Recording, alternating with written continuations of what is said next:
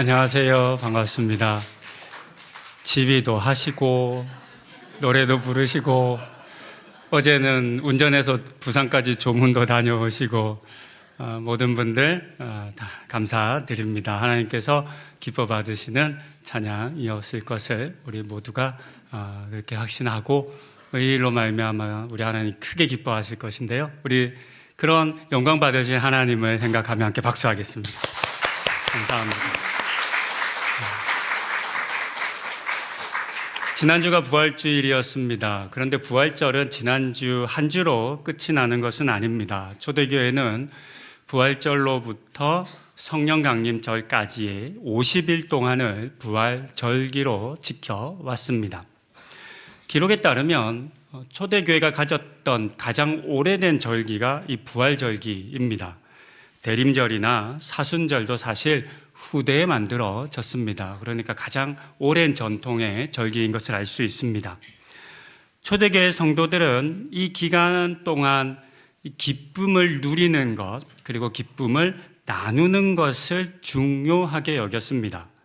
그래서 무엇보다 부활하신 주님을 나의 부활로 여기는, 그래서 얻는 기쁨을 누리는 것을 먼저 우선했고, 그 다음 그렇게 내가 누린 기쁨을 혼자만의 기쁨으로 가지는 것이 아니라 다른 사람들과 함께하며 구제하고 봉사에 참여하는 것을 통해서 이 기쁨을 다른 이들과도 함께 나누었습니다. 이런 전통을 따라 우리도 부활절기를 보낼 수 있어야 하겠습니다. 이런 의미로 몇 해 전부터 기쁨의 50일 운동이 한국 교회에서도 시작이 되었습니다.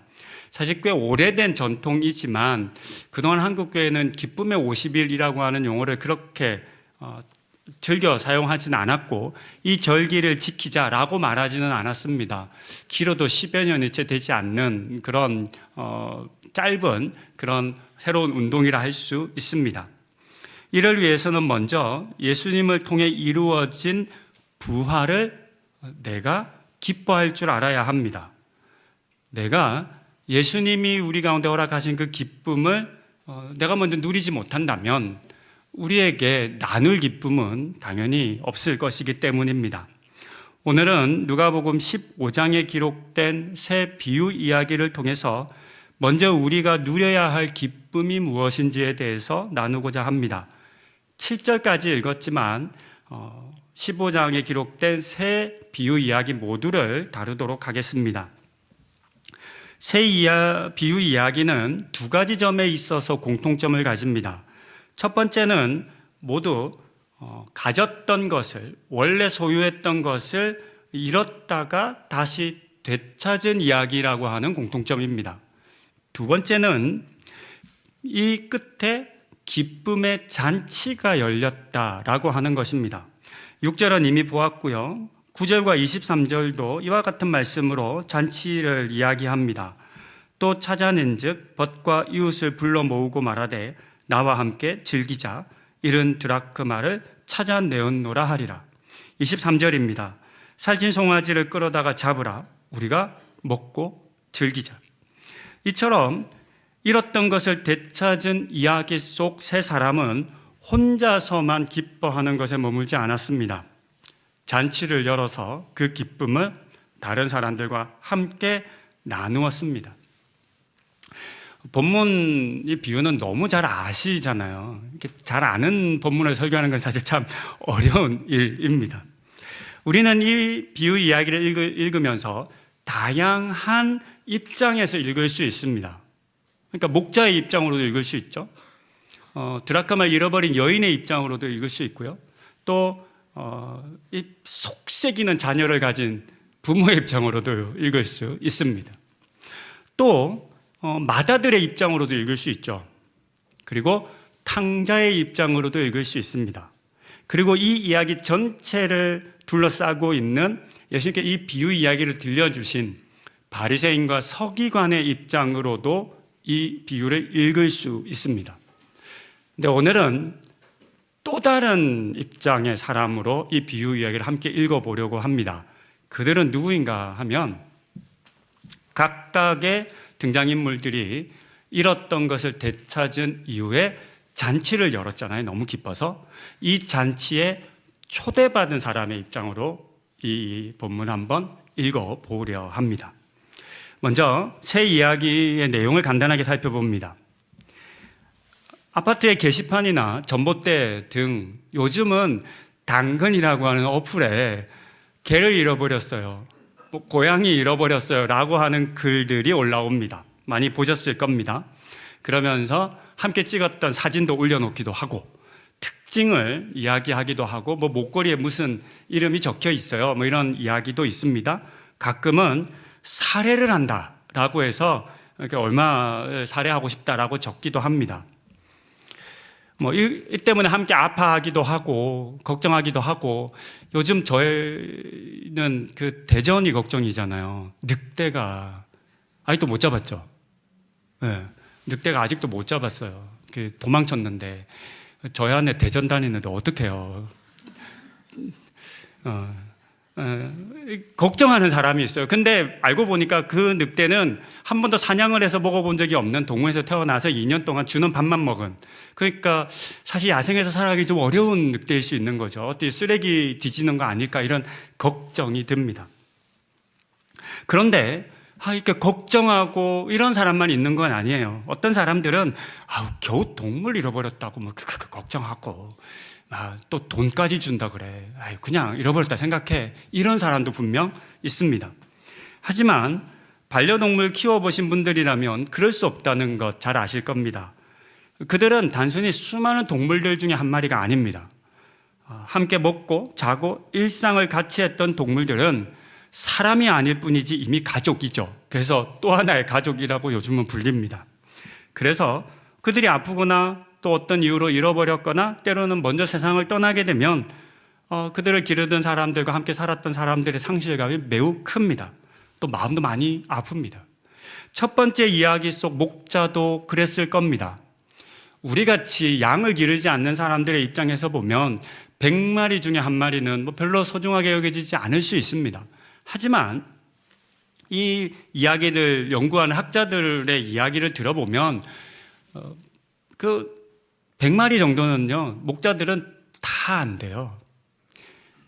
우리가 볼 땐 다 똑같은 양들인데 목자들의 눈에는 다 다른 양들이고 특징이 다르고 기질이 다르고 심지어 어떤 특징을 바탕으로 한 이름도 붙이기까지 한다고 합니다. 사실 이름을 붙인다는 것 속에 이제 많은 의미가 담겨 있는 거죠. 이름을 붙이는 순간 나와 그가 이제 관계를 맺게 되는 거니까. 그런 양이었을 겁니다. 그래서 이 목자는 99마리의 양을 내버려 두고 그 한 마리를 찾아 나섭니다. 그 잃은 것을 찾아내기까지라고 기록된 것처럼 목자는 찾지 못하면 돌아오지 않을 그 마음을 품고 그 잃은 양을 찾으러 나아갑니다. 이런 간절한 마음이 통했는지 그는 길 잃은 양 한 마리를 찾고 돌아옵니다. 양을 데려오는 목자의 모습을 보면 그가 얼마나 기뻐했는지를 알 수 있어요. 기록에 보면 즐거워 어깨에 메고 왔대요.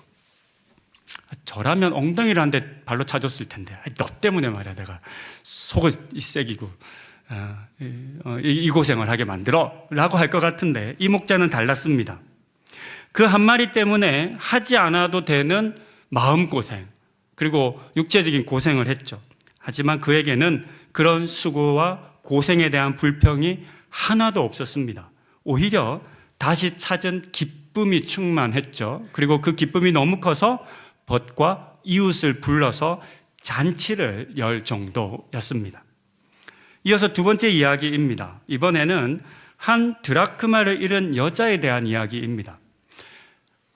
우리가 보통 성경이나 또는 고대 이 기록에서 보는 화폐 단위, 드라크마 또는 달란트, 세겔 이런 단위를 우리가 요즘 시대에 원, 엔, 달러 이런 화폐 단위로 많이 여기는데요. 실제는 그렇지 않습니다. 이건 화폐 단위가 아니라 무게의 단위입니다. 그러니까 무게의 단위이기 때문에 그 같은 금액이라 하더라도 시대에 따라서 그 가치가 다르게 되는 겁니다. 그러니까 그 물건으로 그 무게의 단위로 물건을 더 많이 교환할 수 있냐 적게 교환할 수가 있냐가 달라지는 겁니다. 학자들은 이 당시에 한 드라크마는 성인 남성 노동자 하루 품삯으로 보통 생각합니다. 이제 그 포도 농부 비유 속에서 이제 그런 이야기를 우리가 이제 찾아낼 수 있는 거죠. 여러분 하루 품삯 어떻게 되십니까? 다르죠. 다 어떤 분들은 많으실 거고, 어떤 분들은 얼마 안 될 거고, 어떤 분들은 뭐 최저임금의 시급으로 정해지는 하루 일당을 받을 텐데요. 당시 사회에서 보자면 일용직 노동자의 하루 품삯 정도로 볼 수 있을 것 같습니다. 그런데 이 정도면 많으면 많다 할 수 있지만 또 그렇게까지 많은 액수는 아니라고 할 수 있어요. 이제 이 본문을 여러 번 읽고 묵상하면서 이런 생각을 저는 합니다. 약간 엉뚱한 생각을 제가 하니까, 아니 잃어버렸다가 찾았다고 이 돈을 잔치해버리면 배보다 배꼽이 더 큰 일이 벌어지는데, 뭐 이런 생각이 드는 거죠. 그런데 이 여인은 이제 잔치를 엽니다. 학자들 중에는, 아니 이제 여러분들 교회에서 들어보셨을 수 있어요. 학자들 중에는 조금 다른 이야기, 충분히 그럴 수 있다라고 하는 주장을 하는 사람들이 있습니다. 고대 중동 팔레스타인 지역에는 세메디라고 하는 결혼 선물이 있었대요. 그런 결혼 선물에 대한 흔적이 조금 남아 있는 겁니다. 이 세메디는 결혼할 때 남편이 아내에게 선물하는 동전 10개로 만들어진 머리 장식품이라고 합니다. 일종의 결혼의 증표입니다. 요즘으로 하면 반지와 같은 거죠. 만약에 그랬다면, 이게 이제 정말 그랬다라고는 모릅니다. 성경에 그렇게 기록되어 있는 것은 아니고, 다만 후대 학자들이 연구하면서 이제 그럴 수 있는 가능성에 대해서 이해해 보는 겁니다. 만약 정말 이것이 결혼의 증표이나 선물이었다면, 그렇다면 오늘 본문이 조금 이해는 됩니다. 왜냐하면 이 여자의 모습을 보면 이 여자도 찾을 때까지 찾거든요. 그러니까 집을 다 뒤집어 엎은 거예요. 여러분, 결혼 반지 잃어버리면 집 뒤집어야죠. 그렇죠? 장롱, 서랍, 전 그러고도 못 찾았어요. 없어요 지금. 저는 결혼 반지 끼고 항상 힘들었던 게, 뭔가 새로운 게 이렇게 손에 있는 게 너무 견디기가 좀 힘들더라고요. 그러다가 제일 힘든 게, 손 씻을 때 요즘은 거품 비누 많이 쓰지만 옛날에는 그냥 비누를 쓰면 이렇게 항상 비누하고 나면 이 반지 안쪽에 비누가 남아있더라고요. 근데 이게 싫어서 빼고 손을 많이 씻었었어요. 근데 그때 잃어버렸던 것 같아요. 근데 그 이후에 이사 한 5-6번 더 다닌 것 같은데 못 찾고 있습니다. 그랬다면, 이것이 결혼의 증표이라면 이 여자가 귀하게 여기고 또 찾고 또 찾은 다음에 잔치를 열만하다라는 생각은 듭니다. 마지막 탕자 이야기입니다. 자기 몫의 유산을 미리 요구한 아들, 보통 탕자라고 불리는 못된 아들이 있었어요. 이런 속색이는 아들은 없으면 참 좋겠어요. 그렇죠? 이 아들이 받은 유산을 가지고 집을 떠납니다. 집 떠난 다음에 그거 가지고 잘 먹고 잘 살았다 그러면 그나마 좀 나을 텐데, 아쉽게도 방탕하게 살다가 유산도 다 써버립니다. 그러다가 잘못을 뉘우치고 집으로 돌아오죠. 놀라운 것은 그렇게 집을 떠났던 속색이던 그 아들놈이 돌아왔는데 아버지가 아무 조건 없이 그 아들을 받아주었다는 거예요. 아버지는 죽은 아들, 잃었던 아들을 되찾았다라고 말을 하면서 크게 기뻐합니다.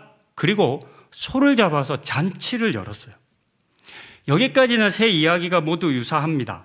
귀하고 소중하게 여기는 동물과 재산과 아들을 잃었다가 되찾은 이야기이고, 이 기쁨이 너무 커서 잔치를 열었다는 거죠. 이렇게 이야기가 끝나도 좋은 비유의 말씀일 겁니다. 또 좋은 가르침이라 할 수 있습니다. 되찾은 것에 대한 기쁨을 우리가 누려야 한다라고 적용할 수 있는 거죠. 그런데 세 번째 이야기에서 반전의 사건이 이어집니다. 돌아온 탕자를 위해서 아버지가 버려놓은 잔치의 소리를 듣고 화를 내고 분노하는 마다들의 모습이 기록되어 있습니다. 그리고 이 마다들은 아버지가 나와서 다시금 잔치로 초대를 하는 그런 대상이 됩니다.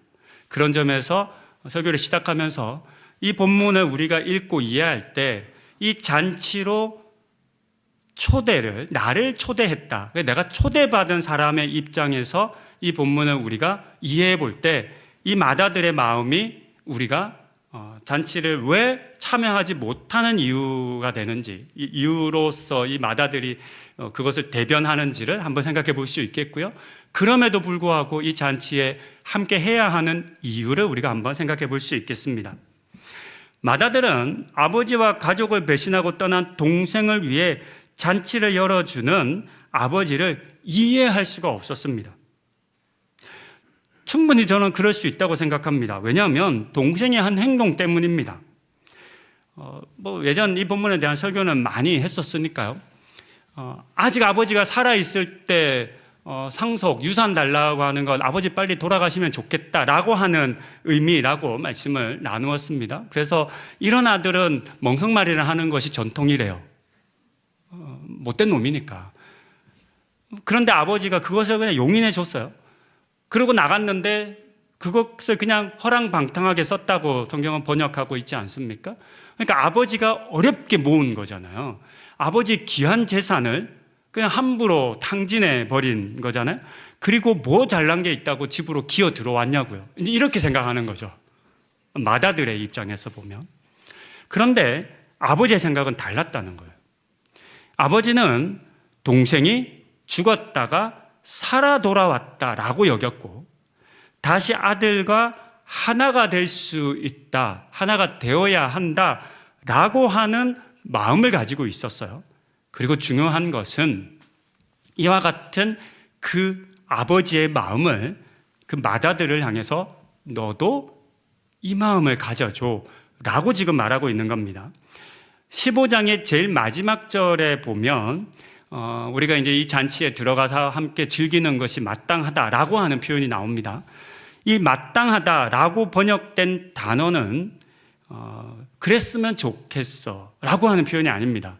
너도 그냥 내 마음을 좀 이해해주고 마음이 좀 힘들고 좀 불만스러워도 너 동생이 좀 한 대 때리고 싶어도 그냥 좀 참고 나봐서 그냥 적당히 이해하고 잔치 들어오면 좋겠어. 이런 맥락이 아닙니다. 어떤 말이냐면 무조건 해야 돼. 이건 필수적이야.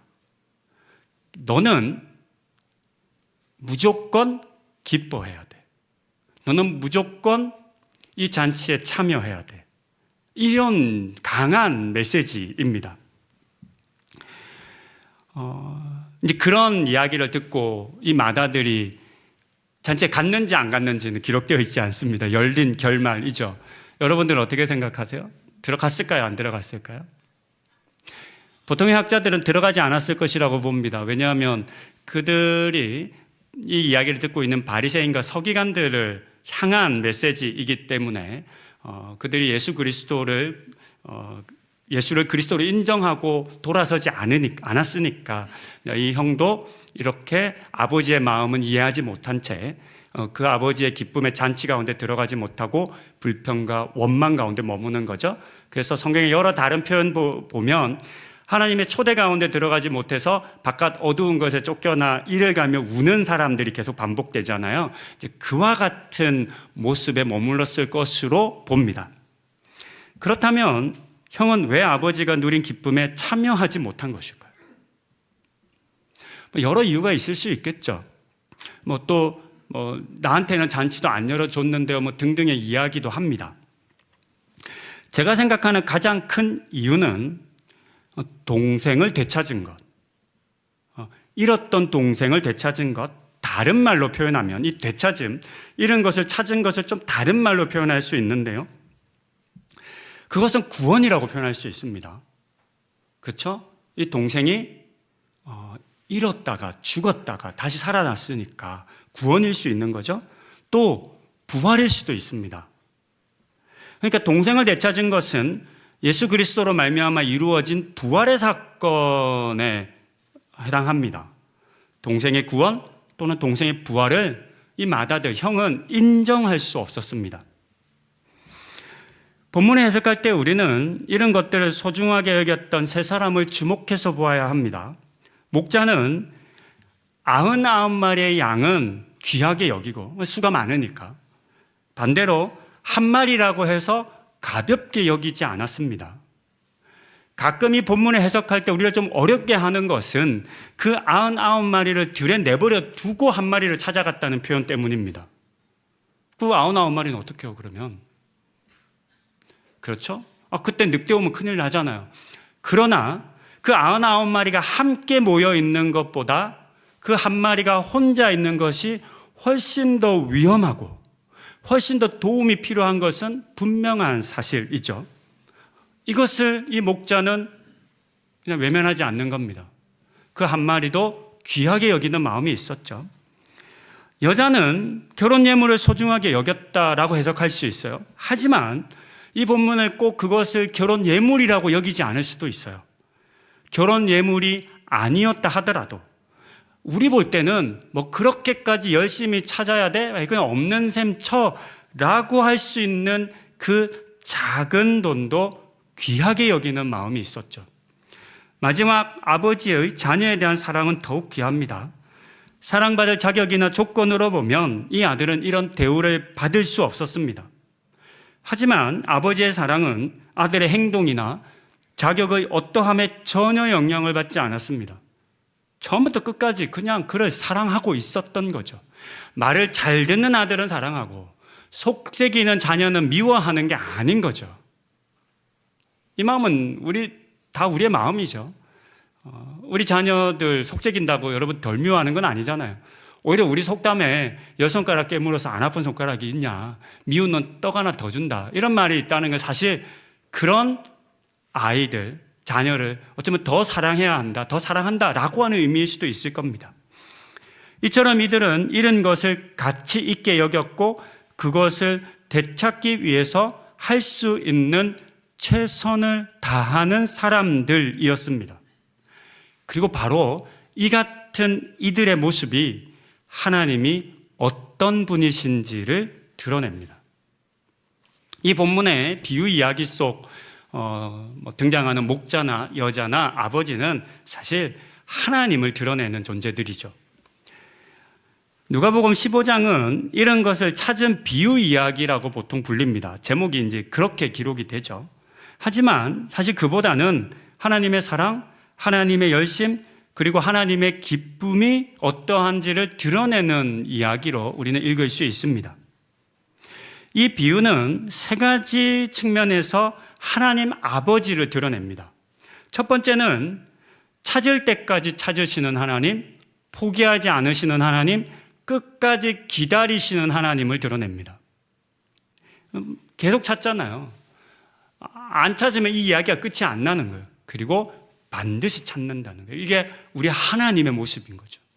또 우리 하나님은 끝까지 기다리세요. 언제까지? 돌아올 때까지. 우연히 대충 보다가 아들을 발견한 게 아니라 아직 거리가 멀었다는 것은 주목해서 보지 않으면 볼 수 없었다는 의미거든요. 그 주목해서 보았다는 것은 매일같이 아들이 돌아오는 것을 기다렸다는 거잖아요. 그것이 우리 하나님이다라고 드러내는 겁니다. 두 번째는 조건 없이 용서를 베푸시는 하나님을 드러냅니다.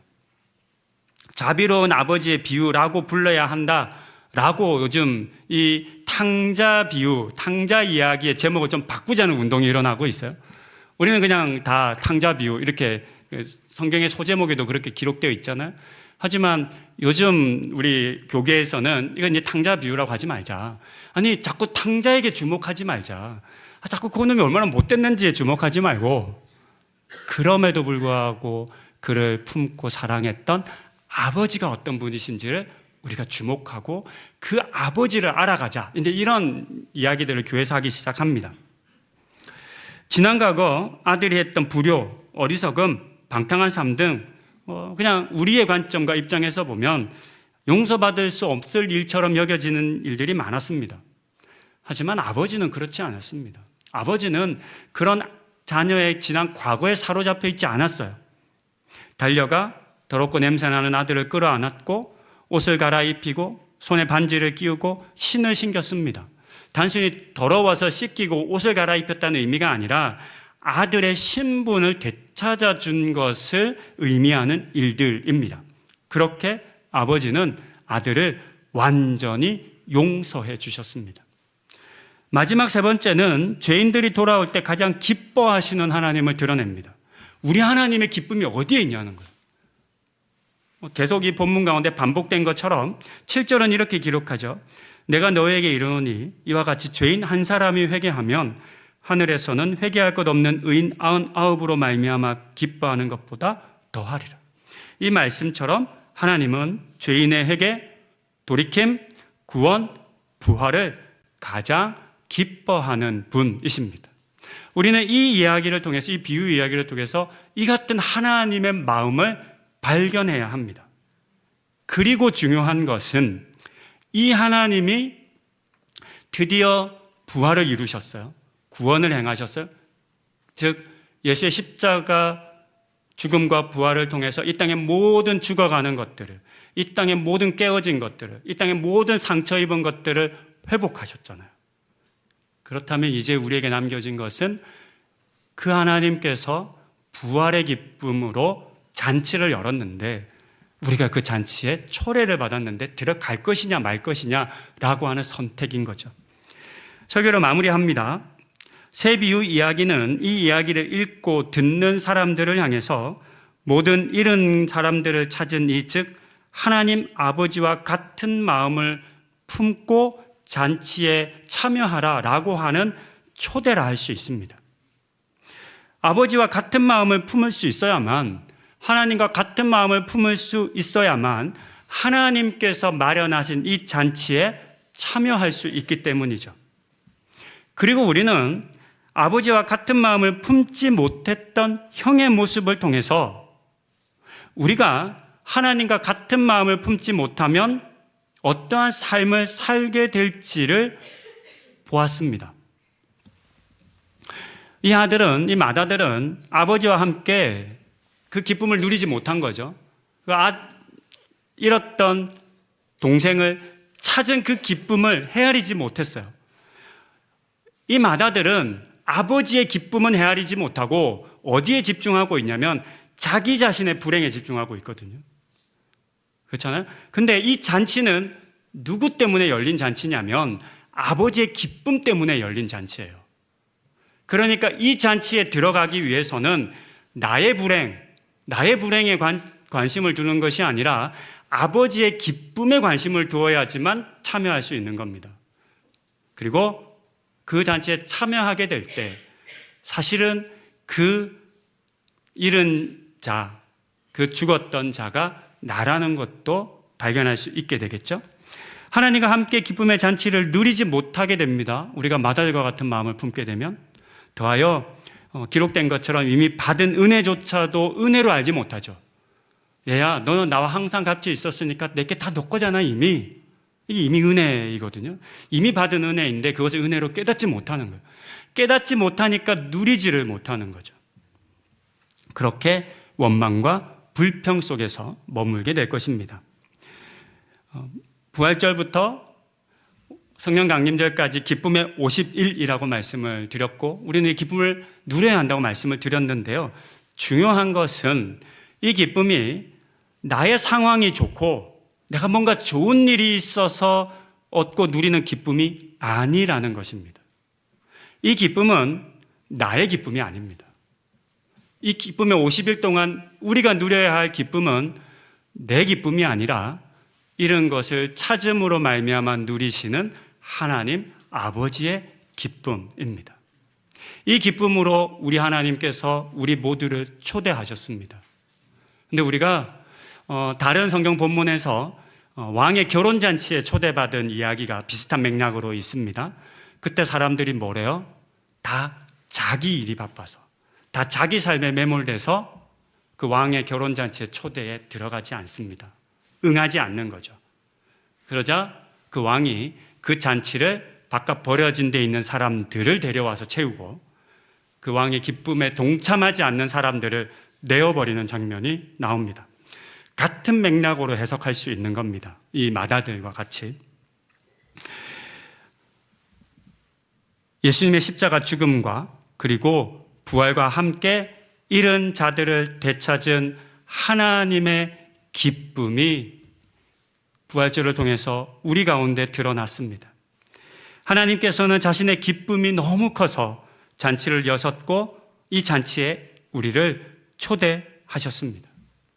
그러니 아버지의 기쁨에는 무관심하고 자신의 불행만 바라보며 이 초대를 거절했었던 마다들과 같은 반응과 선택이 아니라 감사함으로 잔치에 참여하는 우리 성도님들 다 되시기를, 그래서 여러분들의 지금의 상황이 어떠하든 먼저 하나님의 기쁨을 누리시는 성도님들 다 되실 수 있기를 소망하며 권면드립니다. 이제 함께 기도하시겠습니다. 새 이야기 속 목자와 여자 그리고 아버지의 모습으로 나타난 하나님을 우리 생각해 보십시다. 잃은 자를 끝까지 찾으시고 용서하시고 또 되찾은 것을 기뻐하는 우리 하나님의 마음을 나에게도 좀 허락해 달라고, 나도 그와 같은 기쁨을 누리고 싶다고, 그래서 주님이 준비하신 그 잔치 가운데 참여하겠다라고 다짐하고 소망하는 우리 성도님들 기도하시겠습니다. 그렇게 기도합니다. 하나님,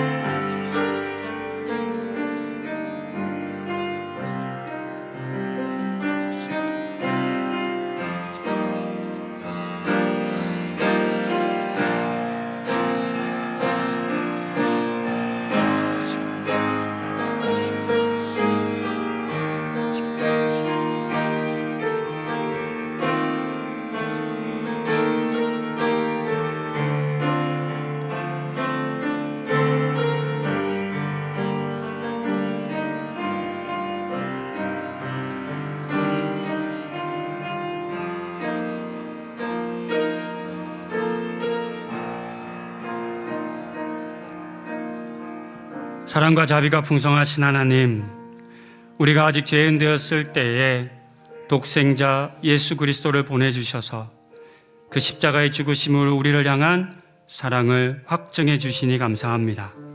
그 사랑 덕분에 길 잃은 양 같았던 우리가 다시 주님의 품 안에서 부활의 잔치를 누리게 되었습니다. 간절히 바라고 소망하기는 우리가 비유 속의 마다들과 같은 자리에 머물지 않게 하옵소서. 내 의와 내 공로에 사로잡혀 형제와 이웃의 회복과 구원을 시기하거나 하나님이 베푸신 잔치 밖에서 원망과 불평으로 보내지 않게 하여 주시옵소서. 하나님의 기쁨을 나의 기쁨으로 삼게 하시고 이후로는 이 기쁨을 세상에 흘려보내는 우리 모든 하늘교회 성도들이 되는 은혜를 허락하여 주시옵소서. 이 모든 말씀 우리를 찾으러 이 땅에 오신 예수 그리스도의 이름으로 기도드립니다. 아멘.